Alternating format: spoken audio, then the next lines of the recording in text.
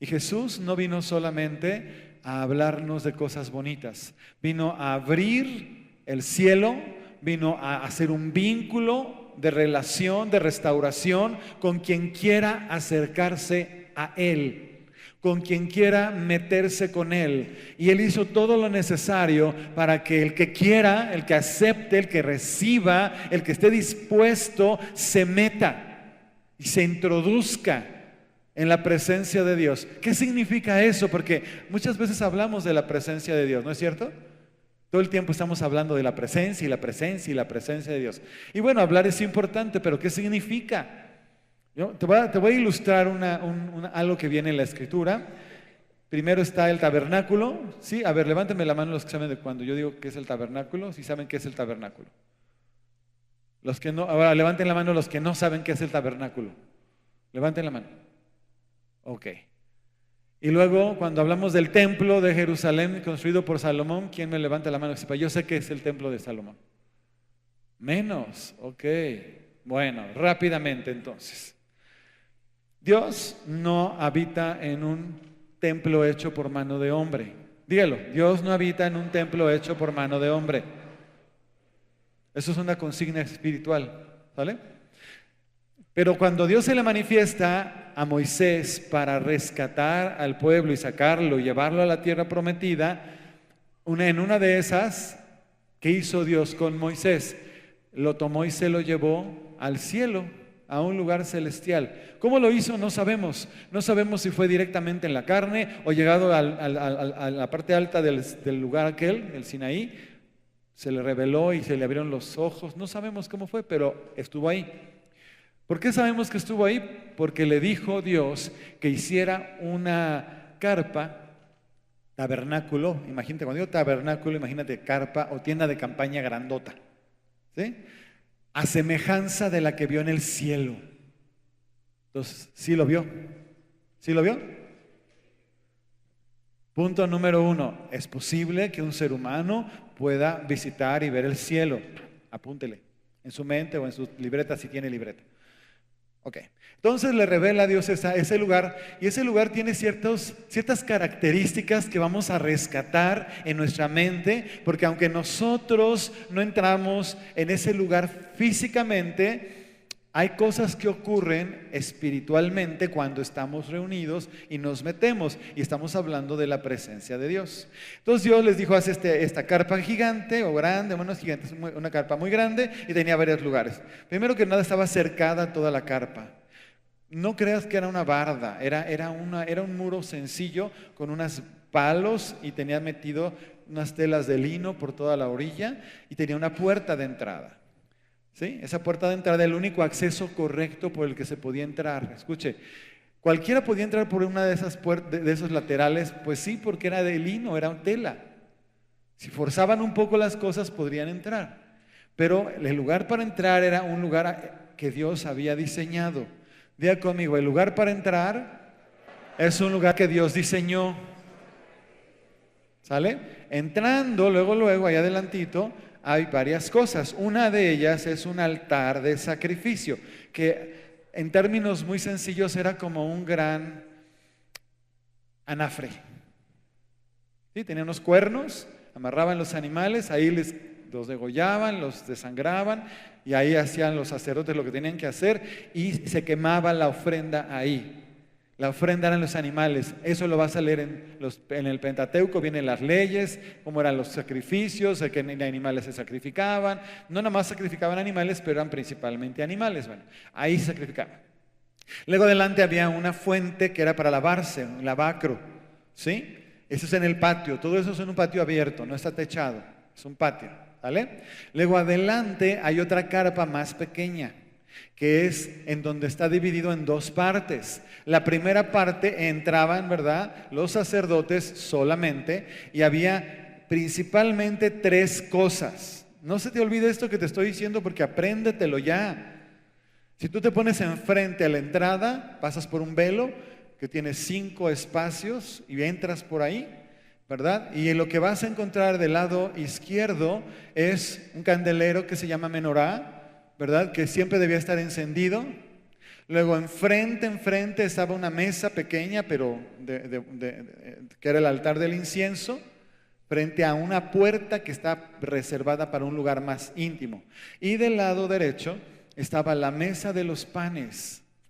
Todos los días tenía que haber pan fresco ahí. ¿Vamos bien?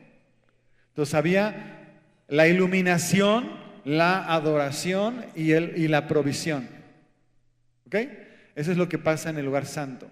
En el lugar santísimo, que es el lugar más íntimo, había una cajita, bueno, una caja de madera, no tan chiquita, una caja de madera, ¿verdad?, que tenía una forma especial, era de madera, estaba forrada de oro toda. Tenía 2 ángeles, querubines, uno frente al otro, ¿sí? Más o menos te lo voy a poner. Las alas se tocaban por la parte de atrás, aquí estaba más o menos así, y aquí estaba la caja, entonces parecía como un asiento, un trono, ¿sí?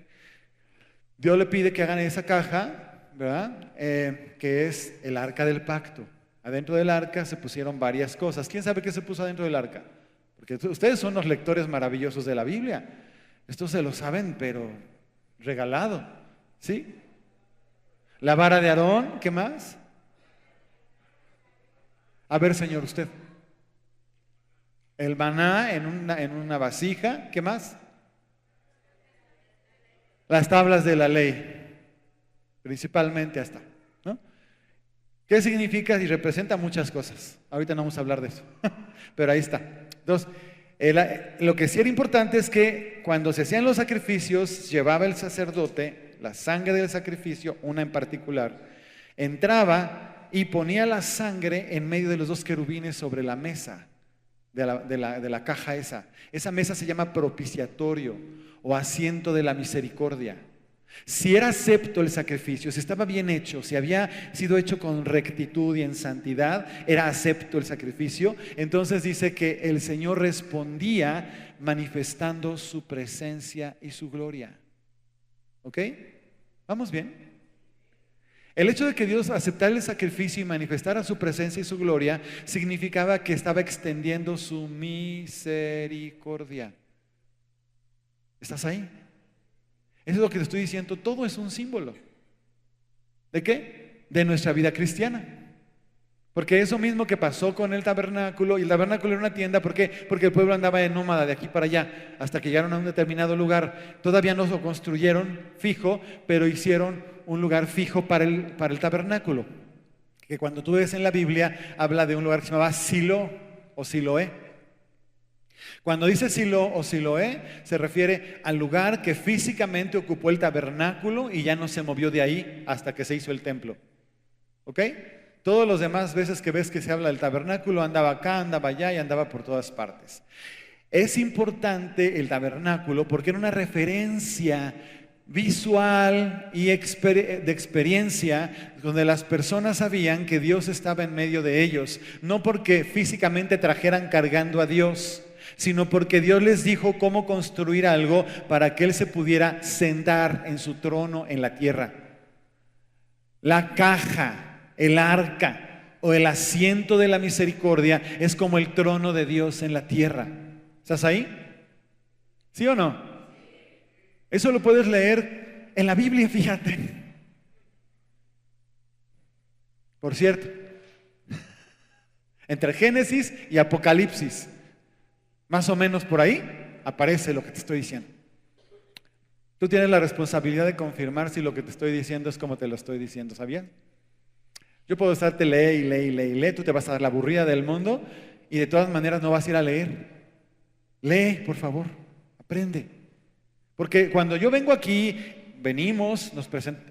La razón por la cual hacemos una especie de celebración dominical donde empezamos a cantar alabanzas es porque ya en la palabra de Dios se describen varias cosas relacionadas con esto. Pero me voy a regresar al sacrificio acepto, ¿sí? Para que la presencia de Dios se confirmara ahí en medio de Israel, tenía que ser acepto el sacrificio, ¿ok? Bueno, cuando viene Jesús, se manifiesta al mundo, Dios hecho hombre. Diga conmigo, Dios hecho hombre. Otra vez dígalo, Dios hecho hombre. Ese es Jesucristo. Dígalo, ese es Jesucristo. Dios hecho hombre. Ok. Cuando se manifiesta al mundo, lo ve Juan el Bautista y Juan el Bautista le dice, lo declara, lo profetiza, porque Juan el Bautista es un profeta. Y dice, este es el Cordero de Dios que quita el pecado del mundo. ¿Y de quién estaba refiriéndose? Entonces se parece a uno de los sacrificios que se tenían que presentar en el santuario para que fuera acepto, ¿verdad? Entonces Jesús viene a ser el máximo sacrificio. Escucha esto, por favor. Es impresionante. Casi no se habla de esto, pero cuando Jesús está en la tierra y les dice a los discípulos que el templo va a ser destruido y que no va a quedar piedra sobre piedra, está profetizando que va a cesar el sacrificio continuo. Porque desde que el templo se destruye en el año 70, se suspende el sacrificio de los animales. ¿Estás ahí? ¿Estás ahí?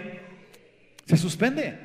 No sé si tú lo sabes, pero en la diáspora, ¿qué es la diáspora? Cuando los judíos salen por segunda vez de Israel, pero ya no regresan. No regresan a Israel hasta el año de 1947, bueno, 48 exactamente, cuando se formaliza el 14 de mayo la constitución o la institución del Estado de Israel ante las naciones. ¿Sí? O sea, imagínate el periodo tan grande. Pero cuando Jesús está profetizando que se va a suspender el sacrificio, también está diciendo, y ya lo dice, que Él va a hacer el sacrificio. Él va a hacer el sacrificio. Él va a ser el Cordero. Y muchas veces le llamamos a Jesús Cordero de Dios. Diga conmigo, Cordero de Dios. Él es el Cordero de Dios. Dígalo.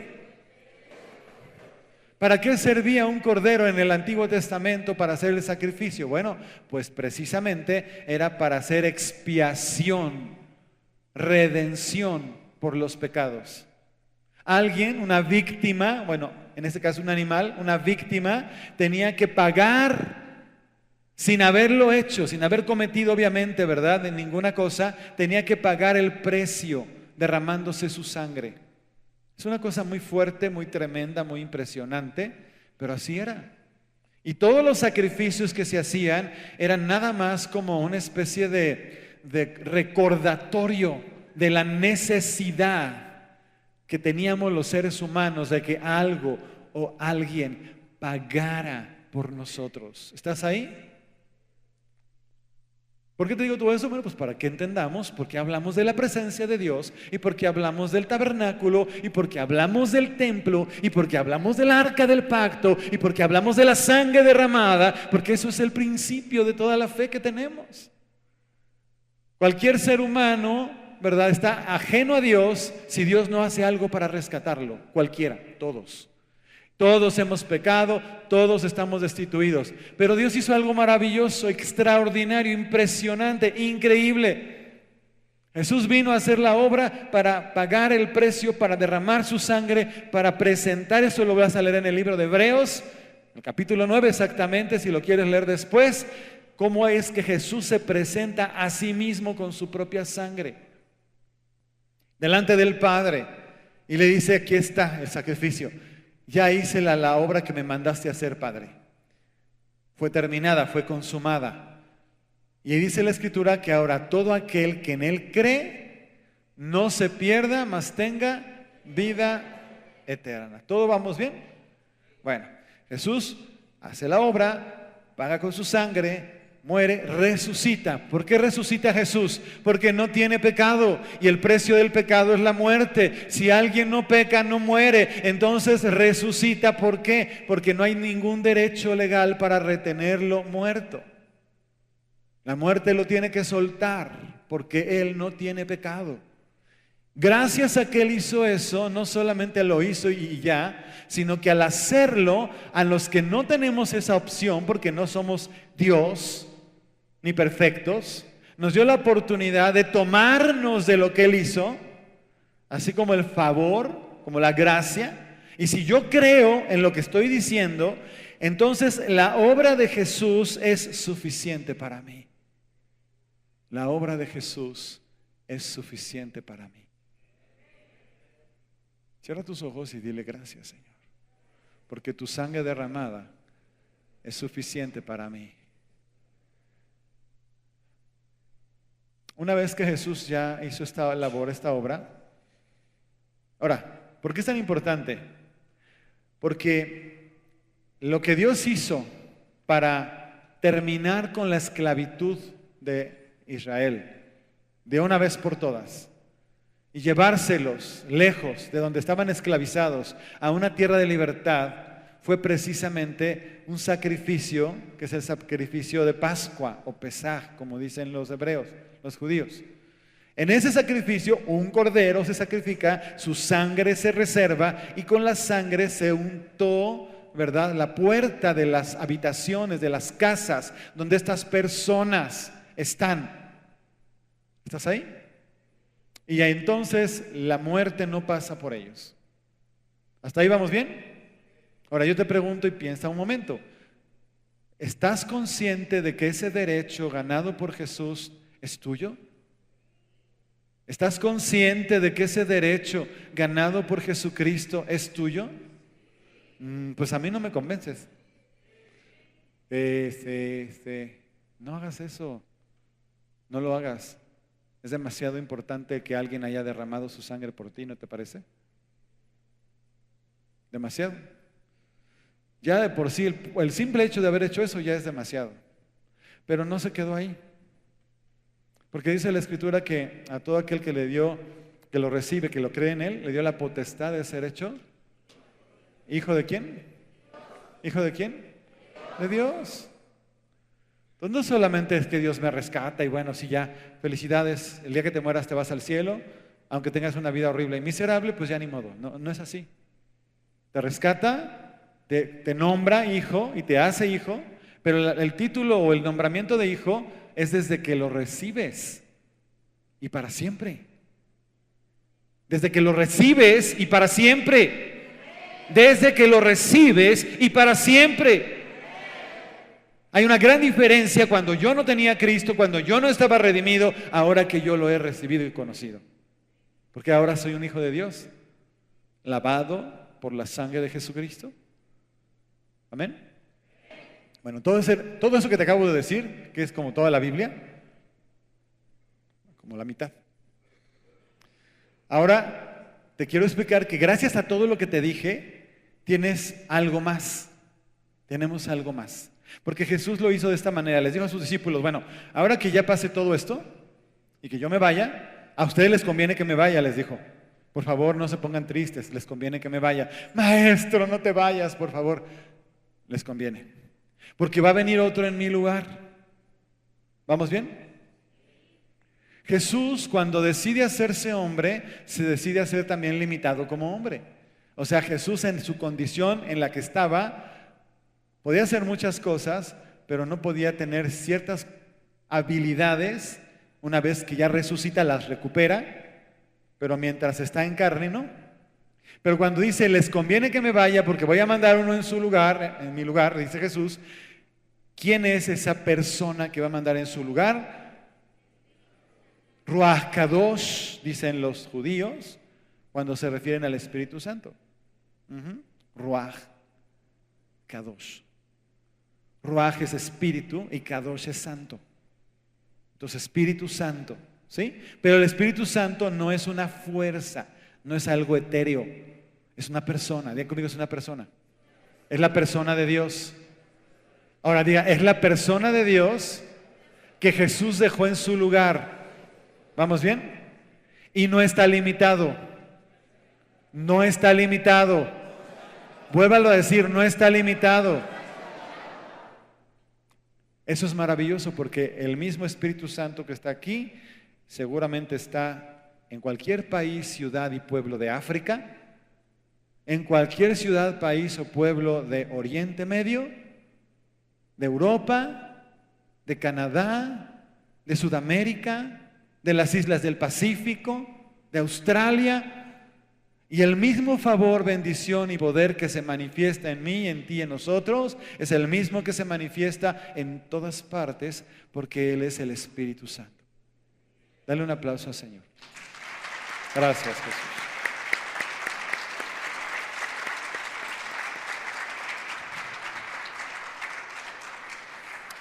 Dice que la palabra que si alguno está en Cristo, nueva criatura, las viejas cosas pasaron y aquí todas son hechas nuevas. Amén. Pero también dice que tenemos la mente de Cristo. Y eso está muy impactante. Porque a veces no casa nuestra cabeza con la idea de que tenemos la mente de Cristo. Ojalá fuera el 100% la mente de Cristo la que estuviera gobernando mi cabeza, pero sí tengo la mente de Cristo. Y yo sé que la mente de Cristo muchas veces está influenciándome, y así debe ser, porque todo el tiempo se lo estoy pidiendo: Señor, tú eres mi Señor, quiero hacer tu voluntad, ¿no? ¿No es cierto? Señor, ayúdame a conocerte, a creer en ti, a vivir en tu presencia, y todo eso que oramos tiene que ver con la mente de Cristo. La mente de Cristo es la que te lleva a que actúes, pienses y hagas cosas como Cristo. Amén. Otra vez lo voy a decir: la mente de Cristo es la que te lleva a que pienses, actúes y hagas cosas como Jesús. Lo voy a tener que repetir no sé cuántas veces hasta que pase del registro externo, cabeza, corazón, espíritu. Porque si se queda aquí, ¿qué crees? No produce nada. No hace ninguna diferencia que lo sepas aquí a que te lo digan por fuera, porque no está verificado y registrado adentro. ¿No es cierto? Por eso es importante recibir las cosas y entender que hay una parte que sí es la mente, pero hay otra parte que está más adentro de mí, que es el espíritu. Yo tengo espíritu, yo soy espíritu también. Dilo. Entonces dice la Biblia que busca a Dios adoradores que le adoren en espíritu y en verdad. Así, cuando dice verdad se refiere a algo que lo notes, que lo veas, pero empieza por ser algo profundo. La adoración empieza adentro, no empieza con una manifestación externa, empieza adentro, en espíritu y en verdad, es manifestándolo. ¿Vamos bien? Bueno, lo bonito, lo interesante es que si Jesús no hubiera sido el Cordero que fue a entregar y a derramar su sangre y fue depositada en el santuario divino, en el cielo, ¿verdad? Donde está el verdadero, que es lo que dice Hebreos, ¿verdad? Entonces, este cuerpo no hubiera sido santificado. Escucha eso. Tú y yo somos santificados por la sangre de Jesucristo. Y somos lavados por la palabra de verdad. ¿Puedes decir amén? ¿Qué significa en términos prácticos? Bueno, que el Espíritu Santo, que está en todas partes menos en una persona que no está santificada. Pero cuando la persona está santificada, el Espíritu Santo puede venir y habitar como en el santuario. Entonces, cuando se rompe el velo, el día que Jesús muere, dice que, ¿te acuerdas del velo que separaba el lugar santo del lugar santísimo? ¿Sí te acuerdas de lo que ya te platiqué? Bueno, el día que Jesús muere, ese velo se rasga. Allá adentro no hay nada. Ya para el tiempo de Jesús, el arca no está. El arca es otra historia maravillosa que luego te platico, cómo fue que se desapareció, pero estaba el lugar santísimo, pero ya no había arca. Pero sí se rasgó el velo. Quiere decir que para Dios había algo más poderoso y trascendente como mensaje a la nación de Israel y a los que creemos, en el hecho que se hubiera roto el velo que impedía la entrada a ese lugar de acceso. Pero no solo eso, al rasgarse el velo, quiere decir que Jesús hizo de tal manera la obra que cualquier creyente puede recibir en sí mismo la presencia del Espíritu Santo. Oiga, denle un aplauso al Señor por lo menos, ¿no? La presencia del Espíritu Santo. Cualquiera. Diga conmigo cualquiera. Algunos dicen, cualquiera. Y otros dicen, ¿moa? ¿Sí, tú? Dile a la persona que está a tu lado, pues sí. No sé qué te vio Dios. Dile, no sé qué te vio Dios, pero pues te rescató, dile. Pagó por tus pecados, dile. Con su sangre. Wow. ¿Sí o no? Bueno, esa verdad que te la está diciendo el que está al lado y que se la estás diciendo tú a alguien, también, ahora dítela a ti mismo, ¿no? Jesús pagó por mis pecados, me santificó y el Espíritu Santo puede habitar en mí. Wow.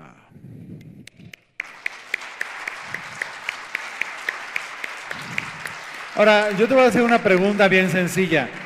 Si, cuando digo que tenemos la mente de Cristo es porque tiene que ver con lo que te acabo de explicar. El Espíritu Santo viene y habita en mí y me hace que empiece mi mente a recibir los pensamientos de Dios. Que a veces ahí donde hay un poco de rollo porque tu mente siempre está en conflicto. Sí, no será, no será, será Dios, no será Dios. Olvídate.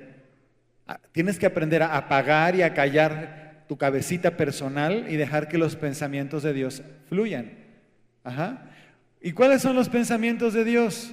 Pues gracias al Señor tenemos la Biblia, que es su palabra, de la cual nosotros podemos tomar elementos para saber si lo que está viniendo a mí corresponde o no con lo que Dios dice. Y te voy a decir una cosa ya de antemano. Normalmente los pensamientos de Dios te exceden en grandeza, te sorprenden, te impactan del amor que te da. No sé si me explico. Y dice la Biblia que sus pensamientos son de bien y no de mal. O sea que si tú tienes pensamientos, a mí es que Dios me dijo que viene un juicio y va a caer y me va a partir en 1000 pedazos, ese no es Dios. Ese no es Dios. Perdóname, pero no. Porque los pensamientos de Dios son de bien, primero. Segundo, ¿tú crees que Jesús murió en vano o qué? Si a mí Dios me avisa que va a haber un juicio, como todo el tiempo hay gente que está profetizando, es que viene juicio y viene juicio. Mira, te voy a decir un secreto, los juicios ya están escritos. Todos.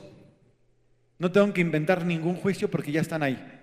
Lo único que tiene que pasar para que un juicio ocurra es que se cumplan todos los requisitos que se necesitan para que ocurra el juicio. Pero ¿qué crees? Salvedad. Diga conmigo salvedad. Yo me puedo interponer. Dilo, yo me puedo interponer. Ejemplo bíblico. Está recién estableciendo una relación Dios con un hombre que se llama Abraham. Y Dios llega un momento que se pone hasta aquí de unas ciudades, Sodoma y Gomorra. ¿Se acuerdan? Y dice, voy a destruir a Sodoma y Gomorra. Pero dice Dios, pero le tengo que avisar a mi amigo. Le tengo que decir. Fíjate que en qué consideración tiene Dios con Abraham. Sí es el padre de la fe, pero Abraham no es Jesús. Entonces dice Dios, voy a avisarle. Y cuando le avisa a Abraham, Abraham hace algo insólito, intercede. O sea, no está, Abraham viene Dios y le dice, voy a destruir a Sodoma y a Gomorra. Señor, pues tú eres Dios, haz lo que quieras. Eso lo dijo Elí. ¿Se acuerda que leímos acerca de Elí? Cuando Samuel le dice lo que Dios le dijo, que es un juicio horrible para su familia y para su casa. La actitud de Elí fue decir, pues es Dios que haga lo que quiera. Esa es una mala actitud. Diga conmigo, esa es una mala actitud. Otra vez diga, esa es una mala actitud.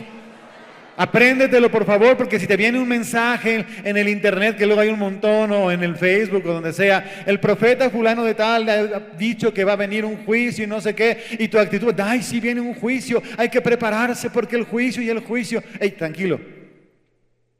Si verdaderamente Dios habló acerca de un juicio, como le pasó con Abraham, es porque Dios está esperando algo de nosotros. ¿Sí o sí? ¿Y qué espera Dios de nosotros? ¿Qué espera Dios de nosotros? ¿Y qué espera el Señor de mí? Hacer justicia, misericordia y ser humildes delante de Él. Eso está en la Escritura. Me ha mostrado el Señor lo que es bueno y lo que pide Él de mí. Hacer justicia, misericordia y ser humilde ante Él. Por eso los cantos a veces nos ayudan a recordar las Escrituras. Entonces, ¿qué pide Dios de mí? Eso, Entonces, por favor, carácter de Dios es un carácter de amor, de bendición y de misericordia. Ajá. Los juicios sí existen, sí existen. Vienen, sí llegan. Y a veces simple y sencillamente las sociedades, las personas, las familias, los individuos trabajan mucho para lograr tener todos los requisitos para que vengan los juicios. De veras, parece que somos los humanos especialistas en decir, ¿no? Haz lo que quieras, como Elí. No. Si Dios nos llama para ser hijos, piensa, ¿para qué Dios me rescata y me hace su hijo? Para tenerme en una cajita de cristal hasta que me muera y entonces ya me voy al cielo. ¿Será eso? ¿Para qué me hace hijo? Y entonces me da palabras como que somos herederos y coherederos juntamente con Cristo, ¿verdad? Todas las cosas ayudan para bien, aquellos a lo conforme su propósito, somos llamados, etcétera. Entonces quiere decir que el anhelo de Dios al llamar un pueblo que no era pueblo, que es la iglesia, y lo llama para ser su familia, es porque esa familia tiene un trabajo que hacer en esta tierra. Un trabajo. Entonces, si yo tanto te insisto y persisto y hablamos de avivamiento, ¿qué es avivamiento? Pues que el Espíritu Santo sea el Señor. ¿Quieres saber qué es avivamiento? Que el Espíritu Santo sea el Señor. ¿Cómo le hacemos? Pues empezamos por nosotros mismos. Cuando dejamos que la mente del Espíritu, nuestra mente sea guiada por el Espíritu Santo, la mente de Jesús esté prevaleciendo en nuestra mente, entonces nuestra acción se va a parecer más a la de Jesús. ¿Sí o no? Porque tú actúas conforme piensas. ¿O no? ¿Eres ser humano o no eres ser humano? Entonces, pienso y luego actúo. Aunque algunos actúan y después piensan, ¿no? La realidad es que sí pasa por tu cabeza lo que haces. ¿Se me quedan viendo con cara de veras? Sí, de veras.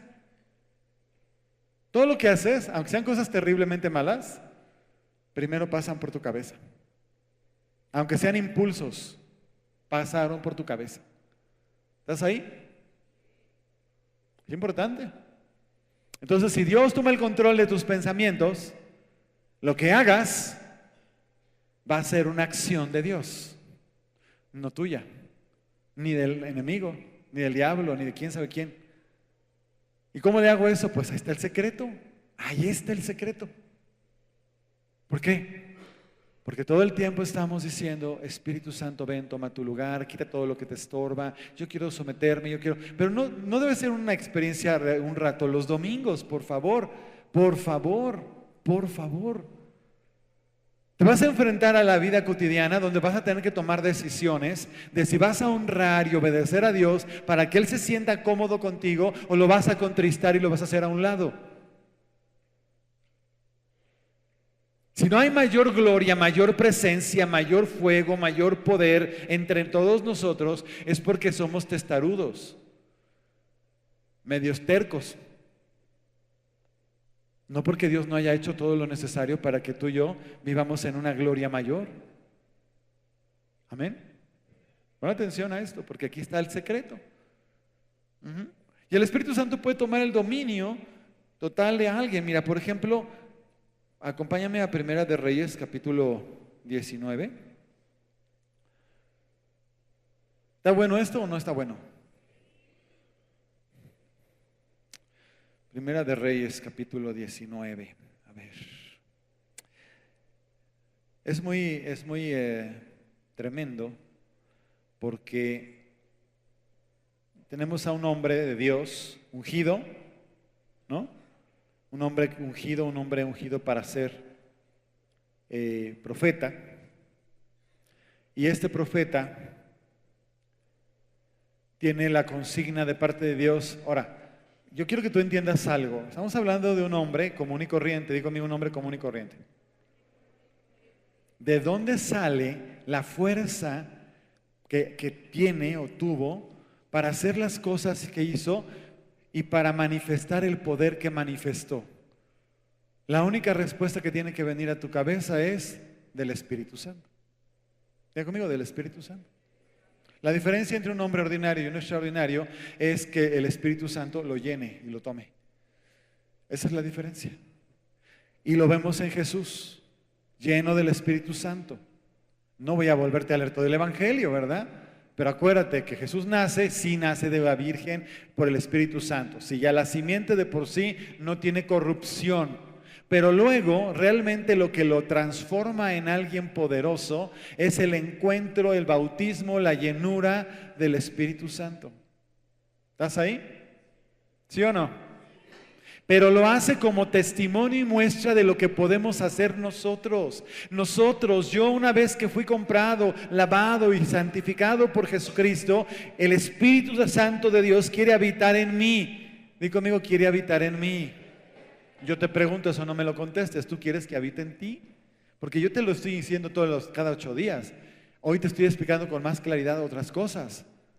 Bueno, este señor Elías, que es un profeta muy importante, estaba guiado por el Espíritu Santo, hizo cosas muy increíbles, pero una que me parece impresionante es cuando, movido por el celo de Dios y guiado por el Espíritu Santo, se hace una proeza en un lugar que se llama el Monte Carmelo, allá en Israel, donde los convoca a los profetas. Ahí está todo el pasaje, lo puedes leer.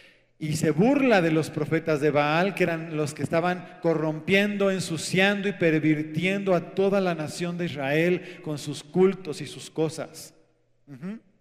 Entonces viene fuego del cielo, consume el sacrificio que ofrece Elías, un prodigio sobrenatural impresionante que hace que todo el pueblo de Israel se vuelva hacia Dios otra vez y deje de estar cavilando, porque Israel no es que dejara completamente a Dios, pero hacían mucho esto de revolver y de mezclar. Tenían el culto a Dios, pero también tenían el culto a las otras cosas. O sea, si lo vemos en términos modernos, no solamente pienses en la idolatría. Piensan que mucha gente hace eso, asiste a una congregación, adora al Señor de corazón porque lo hace de corazón, pero cuando se va y hace su vida cotidiana, hace un montón de cosas que no honran, no glorifican y no adoran a Dios. Al contrario, lo deshonran. Y eso te toca a ti también, porque tú eres de las personas que te puede pasar eso, o lo puedes estar haciendo. No nada más serías hipócrita, podrías estar llegando a un pecado más grave. ¿Sí? Entonces se define el pueblo con este prodigio, y lo que hace Elías, que a mí me impresiona, es que él personalmente mata a 400 profetas. Los mata. Ahora, ¿cómo fue que pasó eso? Pues porque el Espíritu Santo lo toma. Ya era un edicto de Dios. Ellos seguramente habían cumplido todos los requisitos que se necesitaban para que cayera ese juicio sobre ellos. Seguro. Y él fue la espada de Dios para acabar con eso.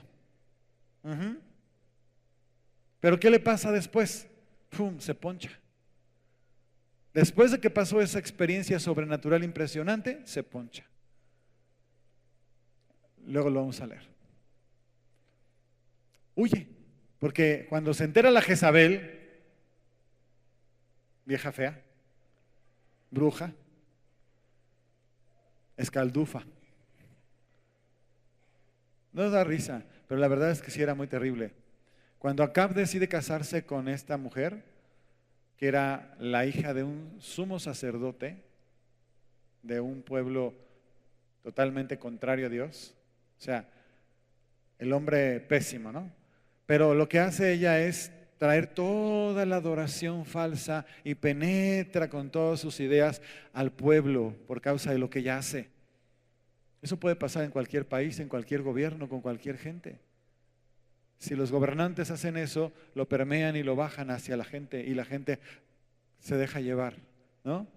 Entonces Israel estaba bajo una gran maldición por causa de ellos. 3 años de hambre hubo, no había para comer en Samaria. Hasta fueron sacrificados niños para que comiera la gente. Es una etapa de Israel espantosa, horrible. Era juicio de Dios, realmente lo era. Pero ¿cuál fue la diferencia o quién fue la diferencia? Diga conmigo, un hombre lleno del Espíritu Santo. Otra vez, un hombre lleno del Espíritu Santo. Ahora, ¿cuánta gente habemos aquí? Nada más en esta congregación ahorita, ni siquiera están todos presentes, pero los que estamos. Los que sean, no importa, nada más ve. Pero no somos uno, ¿o sí? Ni 2, ni 3, ni 5, ni 12. Jesús trastornó el mundo con 12. ¿No es cierto? Algo está faltando. O sea, lo que te estoy diciendo es, algo está faltando. O más bien, alguien está faltando. ¿Por qué? Porque yo debo ser lleno del Espíritu Santo. ¿Sabes que el Espíritu Santo es el que me da testimonio que soy hijo de Dios? ¿Sabes que el Espíritu Santo es el que me convence de justicia, de juicio y de pecado?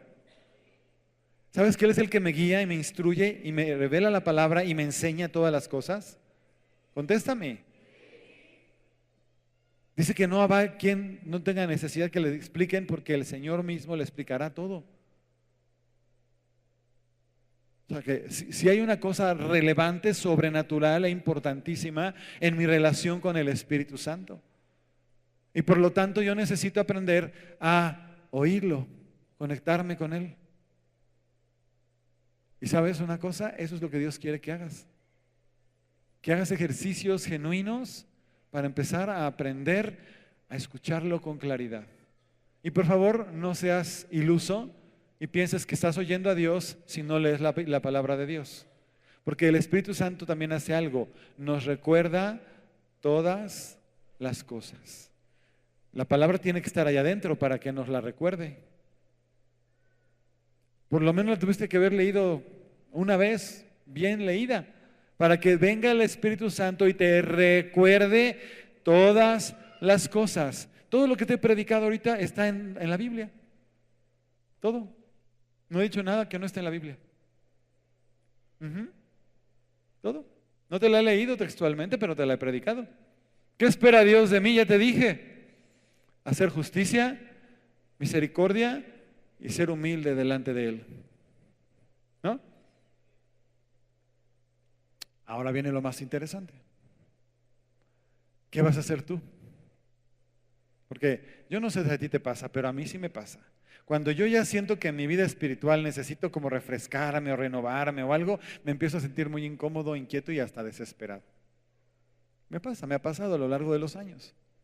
Y eso está bien porque lo que Dios hace es inquietarme, como debe hacerlo con cualquiera, para que no te quedes estático y sin hacer nada, sino que lo busques. Diga conmigo, lo busque. ¿Qué quiere Dios? Que lo busquemos. La señora Rafa me dijo hace un momento antes de empezar acá, estábamos en la alabanza, que veía a Jesús acercarse hacia nosotros. Pero dice algo que me llamó mucho la atención y tiene que ver con lo que te estoy predicando y por eso te lo estoy mencionando. Dice que venía y que ella solo lo veía, ¿verdad?, de la cintura para abajo. Y que ella le decía, por favor, Señor, déjanos ver tu rostro o déjame ver tu rostro. Y entonces el Señor le contestó bien sencillito y le dijo, búscame más.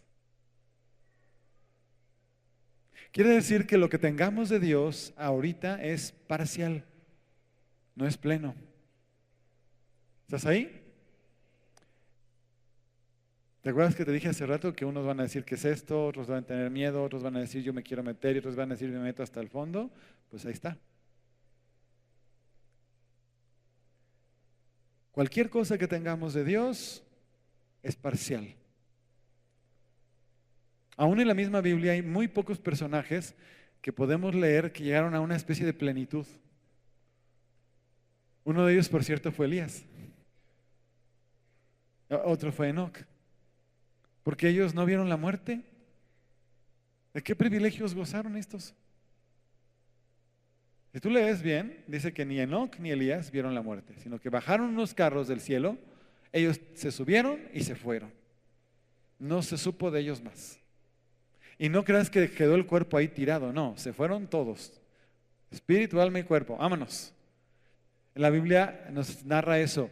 ¿Sabes que eso solamente se parece a la resurrección? Solo se parece a eso, porque la Biblia dice cuando muramos y seamos resucitados, vamos a ser como Jesús cuando fue resucitado. Y cuando Jesús resucitó, Él tenía un cuerpo como el que nosotros tenemos, pero andaba como en el Espíritu. ¿Sí o no? Se me quedan, o sea, ¿por qué ustedes se me quedan viendo con una cara de incredulidad? Lean, por favor. Aparte de todo, son cínicos. Si tú me pones cara de incredulidad con lo que estoy diciendo es porque de veras no lo has leído. ¿Por qué no has leído cómo era Jesús cuando resucitó? Se acercó en medio de ellos, estaban en una reunión, la puerta estaba cerrada y apareció en medio de ellos. ¿Pero qué pasó? Ay, era un fantasma. No, les dijo, tóquenme. Y lo tocaron. Y luego comió. Y se comió su pescadito, que le gustaba mucho, por cierto. Sí, a Jesús le gustaba el pescado. Y los higos, por lo que se ve. Entonces, comió. Y de ahí se fue. Pero cuando se apareció a los de Emaús, que también estaba resucitado, también era una persona que podían tocar y ver. ¿Sí o no? Entonces, a semejanza de ese cuerpo, es el que nosotros vamos a tener una vez que resucitemos. Amén. Eso va a llegar un día, pero no te apresures. Como dice el hermano Myers, favor de no empujar. Ya tienen sus 96, creo. Pero ¿qué hago yo aquí? ¿Para qué Dios me llama a estar aquí, en esta tierra, en este lugar? ¿Cuál es mi papel? Ay, pues hay sacarla más o menos, trabajar, pues para que no falte nada en la casa. Espérate, por nada estéis afanosos, cada día trae su propio afán. El Señor es mi proveedor, no tiene que faltarme nada, y eso es verdad. Pero si tú te dedicas solamente a vivir para el día de hoy y no estás pensando en la eternidad, claro que vas a estar afanado todo el tiempo.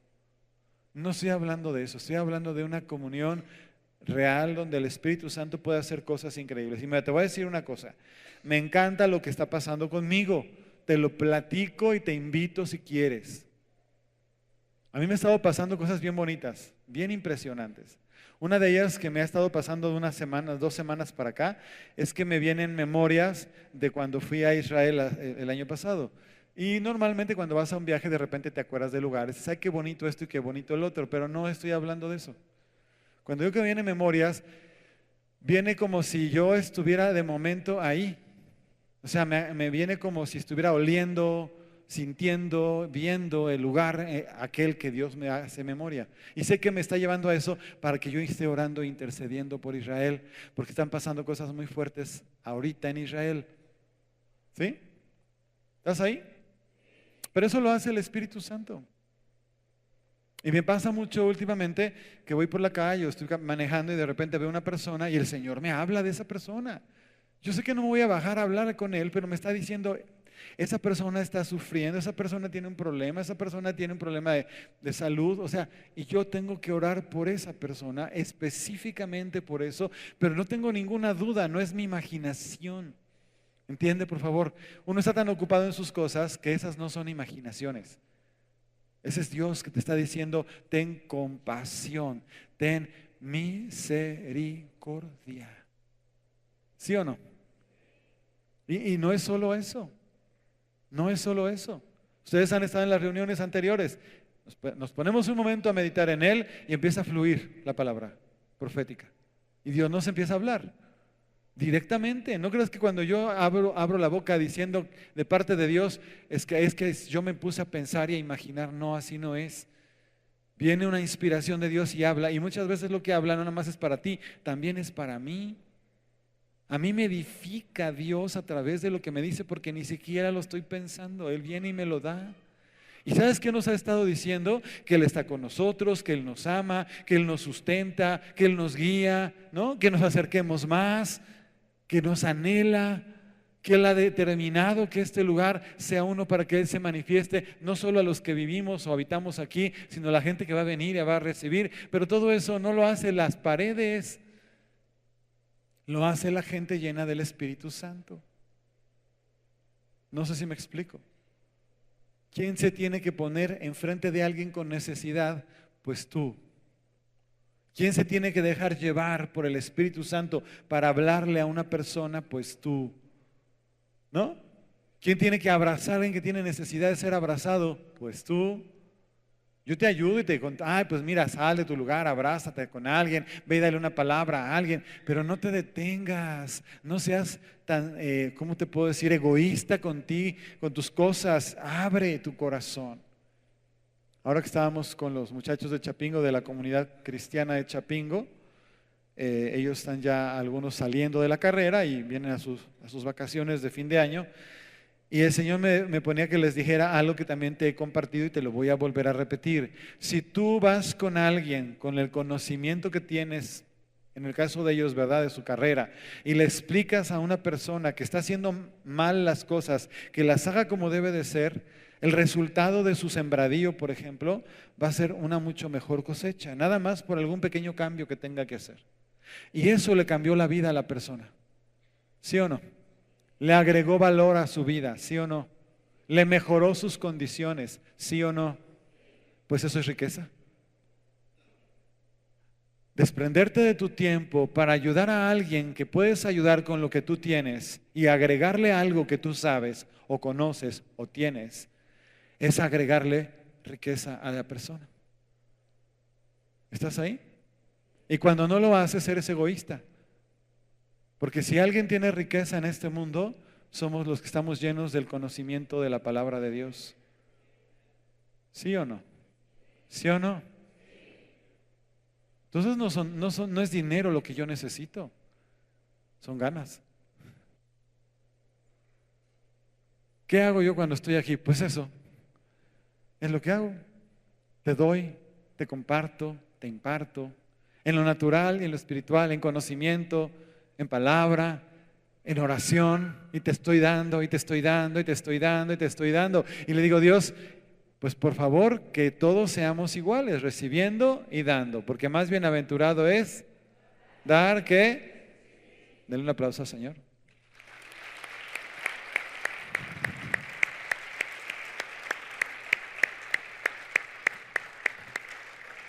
La mente de Cristo nos lleva a tener retos personales, porque hasta ahorita todo suena muy lindo. Pero ¿qué crees? Por ejemplo, si tú eres una persona que tienes problemas para perdonar, Dios te va a estar confrontando con ese asunto hasta que lo superes. ¿Sí o no?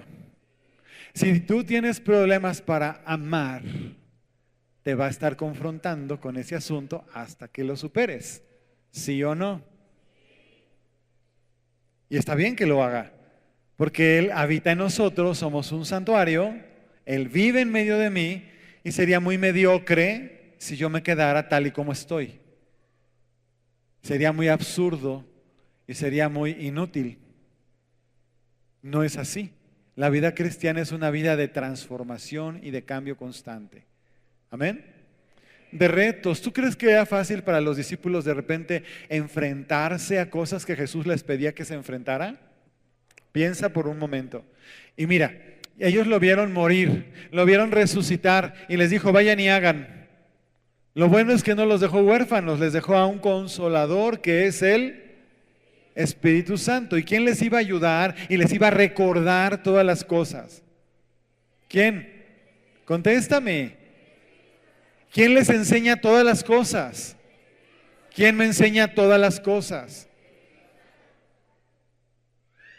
Si tú no sabes hacer algo, aún de lo que significa tu manutención, el Espíritu Santo te puede capacitar. Y de hecho lo hace. O te guía al libro indicado, te lleva a la escuela correcta, o en un sueño te revela cómo hace las cosas. Él sabrá cómo le hace. Pero si tú lo buscas y lo honras, Él te revela todas las cosas. Por eso el pueblo de Dios no puede vivir en miseria, porque no hay justo desamparado ni su simiente que mendigue pan. Y Él me recuerda y me enseña todas las cosas. A veces cuando hay mucho fracaso es porque estamos haciendo lo que queremos, no lo que debemos. Esa es la diferencia. Es que yo por más que hago, a mí no me sale nada bien y quién sabe qué. Y es que a mí, yo pienso, y empiezan a pelearse con Dios. Y de repente les preguntas, bueno, ¿y esto que estás haciendo? ¿Le preguntaste a Dios si es lo que tienes que hacer? Y se me quedan viendo con una cara de ojos cuadrados así. ¿Qué? Sí, ¿qué crees? Ya no te perteneces. Tu vida no es tuya, es de Él. Y si quieres ser prosperado en algo, le tienes que preguntar, porque Él sabe exactamente para qué te formó y te hizo. Por cierto, si no estás haciendo eso, te vas a sentir frustrado e inútil.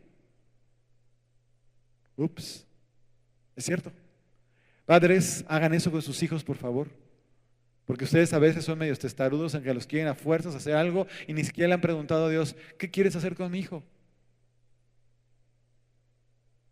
Ay, haz lo que quieras, hijito. No hagas lo que quieras, hijito. Vamos a orar al Señor porque Él sabe exactamente para qué te hizo y te formó, en dónde te vas a sentir pleno y satisfecho, dónde vas a ser prosperado y bendecido, dónde te va a ir bien en todo lo que hagas y vas a ser un testimonio de vida para quien te conozca. Amén. Eso es lo que tenemos que entender. No podemos dejar que los niños hagan lo que sea. No son hierba. Es gente valiosa que fue comprada por la sangre de Cristo y que va a dar un fruto grande en su vida, y que tienes que estar orando por ellos para que eso ocurra. Y en lo que a ti corresponda, agrégales, añádeles, enriquécelos. Y no estoy hablando solo de dinero y si lo tienes, qué bueno. Estoy hablando de que te metas a bendecir para que su camino vaya derecho y den mucho fruto y sean de gran bendición para la gente que los rodea, en donde quiera que se encuentre. Amén. ¿Por qué no le das un aplauso al Señor? Es verdad, es cierto. Dios es bueno. Diga conmigo, Dios es bueno. Dios es bueno. Dile a la persona que está a tu lado, Dios es bueno. Quiero terminar haciendo un ejercicio. Ya te dije más que suficiente. Te puedo disertar muchas cosas más, pero tienes que hacer un ejercicio. Recibir un pensamiento claro de Dios a ti. Entonces, por favor, desconéctate un poquito de cualquier otra distracción, cierra tus ojos y vamos a tomarnos un tiempo para preguntarle al Señor qué es lo que Él nos quiere decir, a mí en lo personal. Dile así, Señor, ¿qué me quieres decir? No te extrañes si te va a decir cualquier cosa importante que sea necesaria para ti, porque te va a hablar de, no sé, tus hijos, tu casa, tu familia, al vecino al que le tienes que hablar, con quien te tienes que reconciliar, no sé. Pero te digo una cosa, no endurezcas tu corazón, dice la Biblia. No endurezcas tu corazón. Sé sensible a la voz del Espíritu Santo. Amado Espíritu de Dios, en el nombre de Jesús, yo te pido, Señor, que conforme al poder de tu sangre manifiesto sobre cada persona aquí que ha entregado su vida a Cristo, tú hables fuerte y claramente.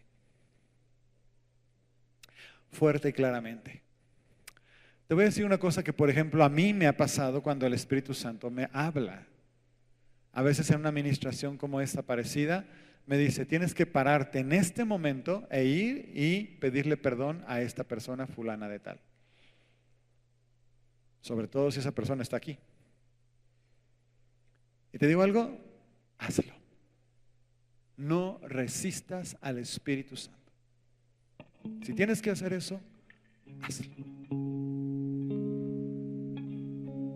O te puede decir, deja de hacer eso que estás haciendo. A veces es un pecado, pero a veces es simplemente que has sido necio en persistir en hacer algo que no deberías de estar haciendo porque Él no te lo puso a hacer. Es algo que tú quieres hacer. Las dos cosas. Cuando me iba a casar, particularmente en ese tiempo fue muy bonito porque yo oía de una manera muy particular al Señor. Me acuerdo que un día venía manejando y me habló el Espíritu Santo y me dijo, te van a regalar personas que no te conocen, les van a dar regalos para ustedes que se van a casar. Así que prepárate, ¿verdad? Porque gente que no te conoce te va a dar regalos. Yo decía, me volví, me regresé y le comenté a mi esposa, veníamos en el coche, y le dije, me acaba de decir esto el Señor, ¿cómo ves? Wow, le digo, pues qué impresionante, oramos, gracias Señor. Y al tiempo de eso, fíjate, no sé cuánto pasó, pero han pasado como unas 2 semanas. Estábamos nosotros visitando Texcoco en ese tiempo, todavía no estábamos acá. Y una familia, amigos de nosotros, nos dijeron, queremos hacerles una despedida de solteros acá en Texcoco. Y yo decía, ¿pero con quién si no nos conoce nadie, no? Y entonces nos decía, no te preocupes, van a ser todos nuestros amigos, ya les platicamos de ustedes y les vamos a hacer una despedida de soltero con ellos. Y así fue, nos hicieron una despedida de solteros con sus amigos. ¿Y sabes a quién conocíamos? Solo a ellos. ¿Y sabes quién nos dio regalo? Todos nos dieron regalo. Y entonces yo supe que efectivamente Dios me había hablado y me había dicho. Bueno, ejemplos sencillos, ¿eh? Tengo que reconocer que también cuando vinimos para acá, aunque no quería.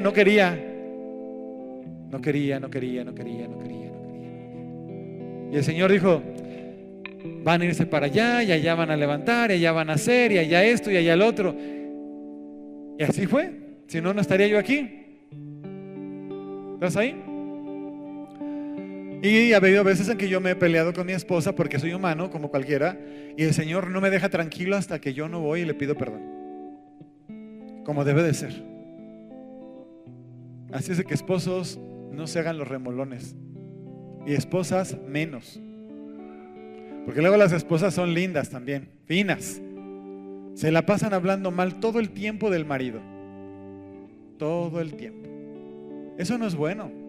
Aunque tu marido sea una chinche con espuelas, resulta que es tu esposo, el hombre de tu pacto, con quien hiciste una relación o la has hecho, y que además le debes honra y respeto, porque así Dios lo dice.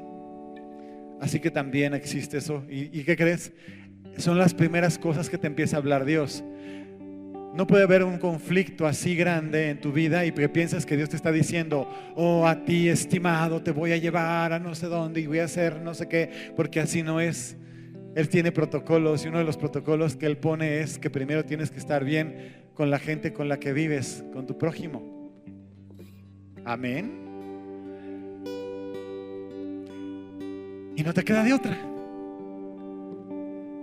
No te queda de otra porque Dios así te ama, me ama y nos ama a todos. Y nos ama de tal manera que no nos quiere dejar como estamos. ¿Sabes qué es otra cosa que también te habla mucho Dios? Mucho te habla acerca de tus temores. Y te explica y te dice y te confronta y te dice, no temas. Y cuando dice no temas, piensa en que no tienes temor. Porque a mí me ha hablado muchas veces y me ha dicho no temas. Ya cuando me lo dice un par de veces, ya me pongo a pensar, digo, uy, pues ¿qué está pasando? ¿Qué viene, no? Y el Señor me lo aclara y entonces tengo que ir y decir, Señor, tú eres mi fortaleza, tú eres mi escudo, tú eres mi confianza.